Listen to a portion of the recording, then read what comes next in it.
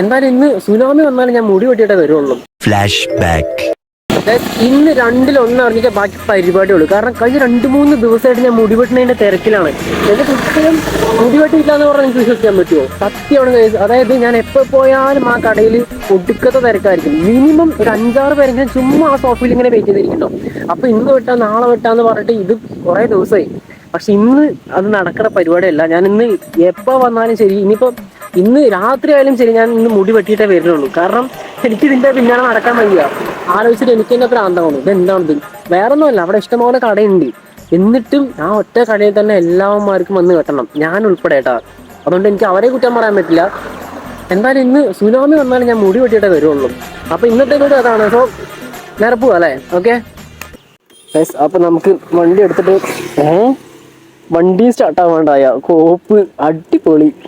A few moments later. Guys, അത് വേറൊന്നുമല്ല, battery ചെറുതായിട്ടൊന്ന് ഡൗൺ ആയതാണ്. എന്തായാലും വണ്ടി സ്റ്റാർട്ട് ആക്കിയിട്ടുണ്ട്. നമുക്ക് നേരെ വെച്ച് പിടിക്കാം ബാർബർ ഷോപ്പിലേക്ക്. ബാക്കി എന്തായാലും അവിടെ ചെന്നിട്ട് കാണാം.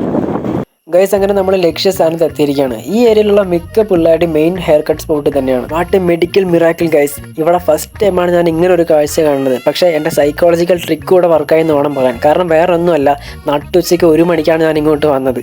എന്തായാലും ഫുഡ് കഴിക്കുന്ന ടൈമിൽ ആരും മുടി വെട്ടാൻ പറ്റില്ലല്ലോ.